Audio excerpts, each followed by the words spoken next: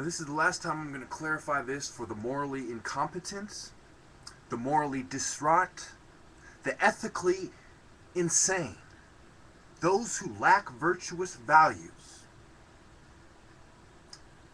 We shall start with NAMI.org and finish with NAMI.org now that I mention it. But anyway, what is mental illness? Mental illness facts. Mental illnesses are medical conditions that disrupt a person's thinking, feeling, mood, ability to relate to others, and daily function. Just as diabetes is a disorder of the pancreas, mental illness are medical conditions that often result in a diminished capacity for coping with the ordinary demands of life.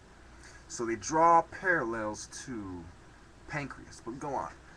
Serious mental illness includes major depression, schizophrenia, bipolar disorder, obsessive compulsive disorder, panic disorder, post-traumatic stress disorder, and borderline personality disorder.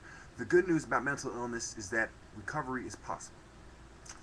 Mental illness can affect persons of any age, race, religion, or income. Mental illness are not the result of personal weaknesses, lack of character, or poor upbringing. Mental illnesses are treatable. Most people diagnosed with a serious mental illness can experience relief from their symptoms by actively participating in an individual treatment plan.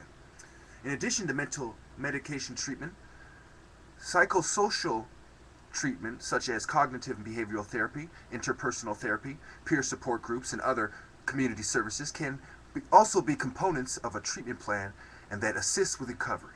The availability of transportation, diet, exercise, sleep, friends, and meaningful paid or volunteer activities contribute to overall health and wellness, including mental illness recovery. So, they point out that the availability of transportation, diet, exercise, sleep, friends, and meaningful paid or volunteer activities contribute to overall health and wellness.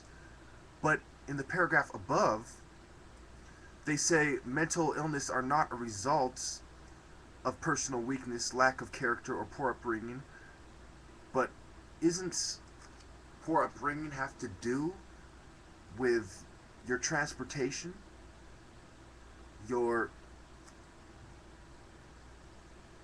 character,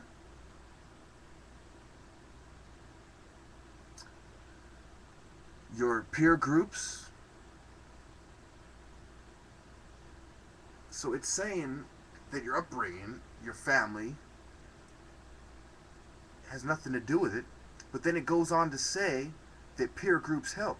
So this automatically, from the start of the definition of mental illnesses, they want to lead you to the conclusion that the family is not the problem, that you are the problem.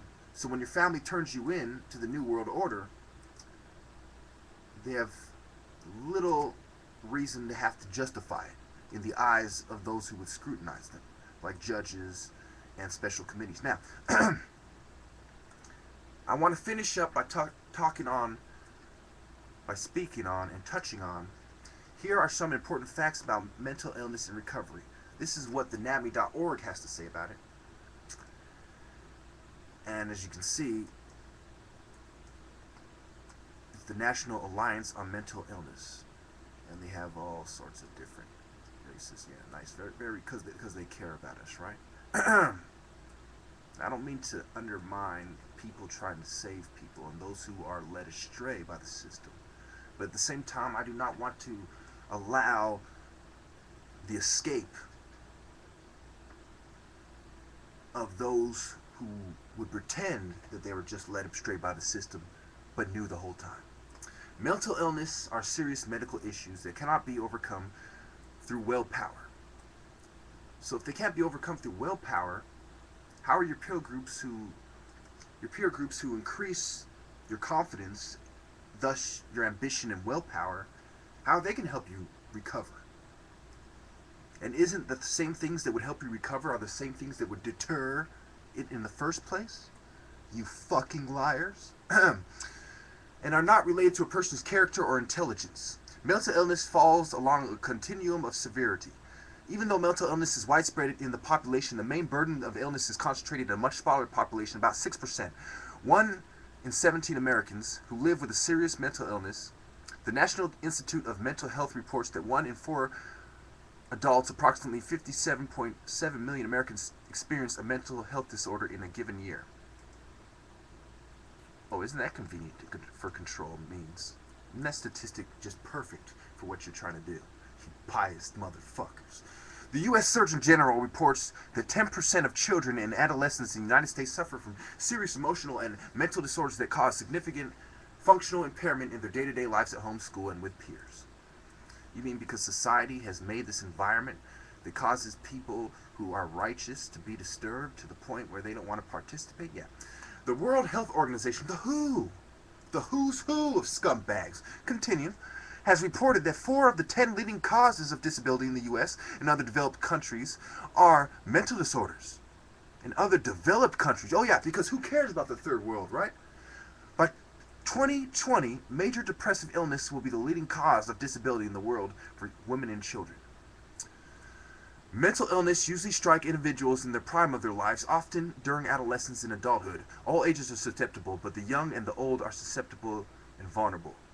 Are especially vulnerable. You mean the people who are just starting to get used to the bullshit and you don't like it? And the people who are fed up of their life of bullshit? Continue. Without treatment, the consequences of mental illness for the individual and society are staggering. Unnecessary disability, unemployment, substance abuse, homelessness, inappropriate incarceration, suicide, and wasted lives. You mean the things that your pills cause? The economic cost of untreated mental illness is more than $100 billion each year in the United States. Oh, I would love to see you prove that. The best treatment of serious mental illness today are highly effective. Between 70 and 90% of individuals have significant reduction of symptoms and improved quality of life with a combination of pharmaceutical and psychosocial treatments and supports. Yeah, when people actually start giving a shit, their life gets better. When they actually, have a full stomach like it takes when you take medication, their life gets better. When people are drugged up in a state of euphoria from harmful prescription drugs, of course they're going to tell you their life is better. With appropriate, effective medication and a wide range of services tailored to their needs. Yeah, tailored to their needs and the government's needs. Continue, you fucking liars. And I would love for you just to tell the truth so I wouldn't have to interpret what you say every fucking half sentence. Most people who live with serious mental illness can significantly reduce the impact of their illness and find a satisfying measure of achievement and independence. A key concept is to develop expertise in developing strategies to manage the illness process. No, a key concept is diet, nutrition, stress, and addressing the environment and changing the scum and their policies and voting for people who actually care instead of those fake, phony, plastic bastards. Oh, we love you. Oh, I care about you, but I'm going to turn around and do the opposite of what I said when I get elected. Now, early identification and treatment is of vital importance. By ensuring access to the treatment and recovery supports that are proven effective, recovery is accelerated and the further harm related to the course of illness is minimized. Stigma erodes confidence that mental disorders are real, treatable health conditions. We have allowed stigma and a now unwarranted sense of hopelessness to erect attitudinal, structural, and financial barriers to effective treatment and recovery. It is time to take these barriers down. You mean it's time to murder and remove and screen out the revolutionaries like me who would dare speak out against your madness? No, I don't agree, you sick bastard. I barely agree with anything you said on that whole page. Your statistics are made up. Your biased reports don't impress me. Your lack of insight and overstanding and the basic understanding and common sense and logic is appalling. And the force that drives you is finance and not God. So I'm completely disgusted by you trolls.